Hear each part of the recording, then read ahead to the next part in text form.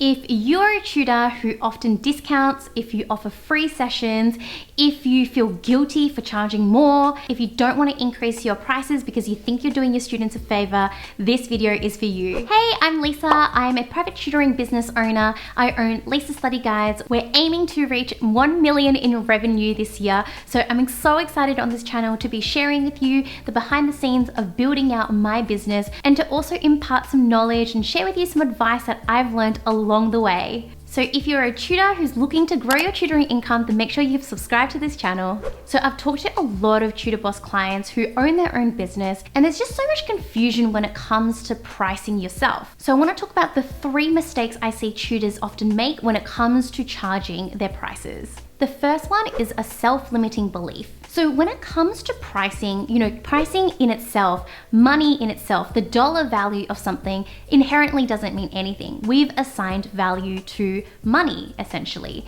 And so I think that this confusion really weighs heavily for tutors who are trying to figure out what to charge themselves, because it feels very arbitrary, and in an actual sense, it really is. What you're actually doing is communicating to others the value that you're able to offer them in exchange for a certain sum of money. And so when we think about it in this sort of approach, we understand that when it comes to money, it's very much an emotional thing. It is an emotional purchase on your students' behalf, or the parents if they're your customers. And for you as a tutor, it is very much an emotional sense of, what do I feel I'm worth? How much do I believe I can be charging? And the difficult part about this is that everybody charges at different rates, regardless of what kind of experiences they have. So you shouldn't actually just look at somebody, see their level of experience and match that to your own and go, oh, that's how much I should be charging. Because that person might have their own self-limiting beliefs that are also stopping them from charging the amount that they really should be charging. And what I've learned through working with a lot of clients is that people often feel guilty for charging more. So you might feel that you should be charging $50 an hour, but you feel guilty for a lot of people out there. In your mind, you've told yourself this story that, they can't afford you if you're $50, and they can only afford to pay you if you're $40, and that you'd only attract more clients if you charge $40, let's say. Then there's the follow-on emotion from that, which is that you just want to help out. So you want to be able to help out these families and help them in their education. But that's almost counterintuitive, because you also want to be charging your time. So it's really this cognitive dissonance that's happening here, where you'd want to be charging a price that you would feel happy with. But at the same time, there's that other side of you that says, oh, but I just want to be able to help them out. Like if they're going through a hard time, then I should be able to support them. But then what usually happens here is, if you take on that mental approach, you end up trying to serve everybody and discounting yourself to what they expect of you, rather than you putting yourself out there and declaring to the world, this is what I believe I'm worth, and attracting the right type of clients to use. So the ideal students, which I teach in my Tutor Boss coaching program. Then there's another flip side to self-limiting beliefs, and that's feeling this imposter syndrome. 1, not feeling like you have enough credentials. 2, not feeling like you have enough experience either. And I was working with one of my clients this week, and she was comparing herself to people who have done a lot more than her, people who have published books. She's an English tutor, and so she compares herself with other people who have gone out there and have published works. But the point is that there's always going to be people who are going to be more experienced than you, no matter how experienced you are.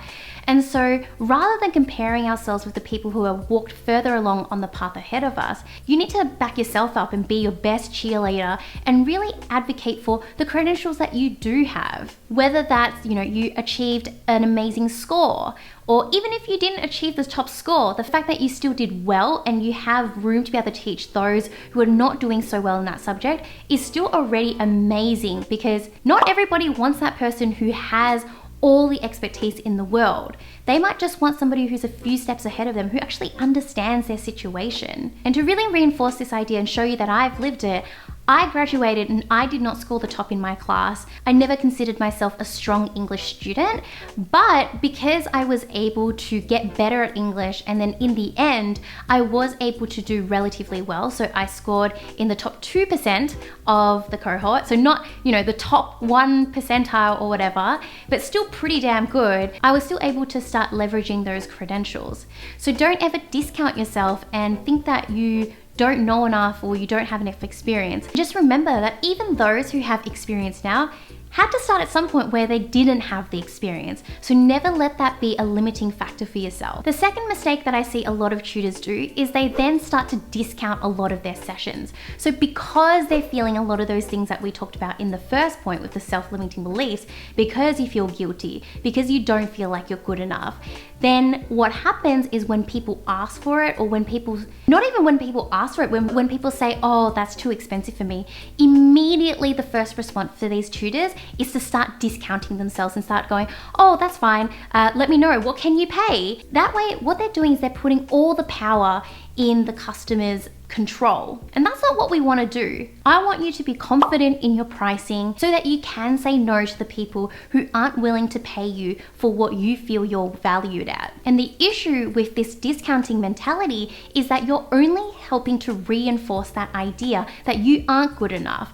that you do feel guilty. And so really it's a vicious cycle that you're creating for yourself, and that's not helping you grow your tutoring income. That's just making you more busy, take up more of your time, and not actually get you close to where your goals are.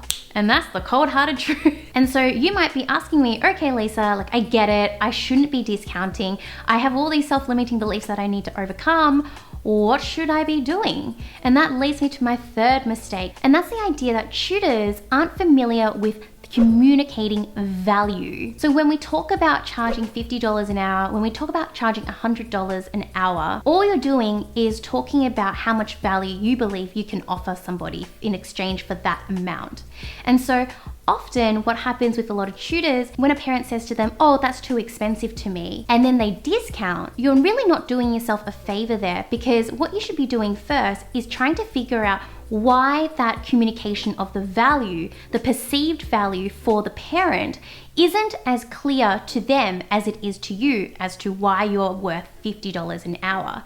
You want to be targeting that communication, that marketing of yourself, that positioning of yourself before you actually go about and start reducing your pricing. Because again, with this idea of exchanging money, it comes down to exchanging value. It's not so much about the number itself. So you can see that when it comes to pricing, there are just all these elements that go into it. There's the emotional part of it. So if you are somebody who finds that you feel all these negative emotions when it comes to money, or you find that you discount yourself, or you offer free lessons just in hopes of getting a new student on board, or if you don't want to increase your prices because you don't feel like you're worthy enough, then this is absolutely something that I want you to start thinking about, and hopefully you can start thinking about through this video. This is the type of work that I do with my tutoring clients at TutorBoss, my business where I help tutors grow their tutoring income. One of the first main modules we do is all about monetizing your business, understanding what value to price yourself at,